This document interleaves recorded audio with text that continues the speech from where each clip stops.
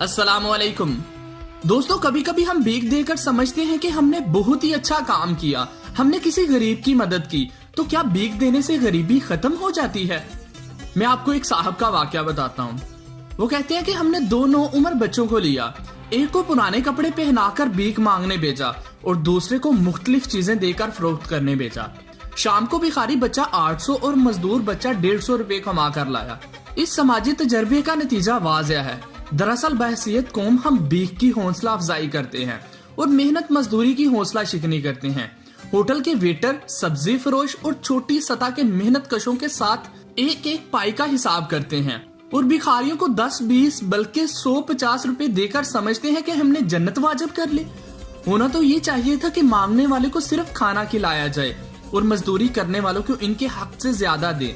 हमारे उस्ताद फरमाते हैं कि भिखारी को अगर हम 1 लाख रुपया नगद दे दे तो वो इसको एक महफूज मुकाम पर पहुंचाकर अगले दिन फिर भीख मांगना शुरू कर देगा। इसके बरअक्स अगर आप किसी मजदूर या सफेद पोश आदमी की मदद करें, वो अपनी जायज जरूरियात को पूरा करके ज्यादा बेहतर अंदाज में मजदूरी करेगा।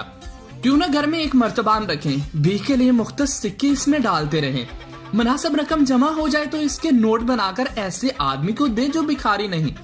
इस मुल्क में लाखों तालिबे इल्म, मरीज, मजदूर और खवातीन एक एक टके के मुहताज हैं।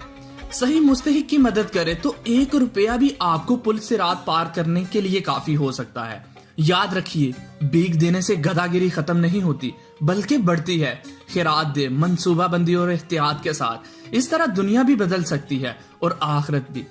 बाकी मर्जी आपकी है। बात अच्छी लगी हो तो दोस्तों से भी शेयर कर दीजिएगा। अल्लाह हाफिज।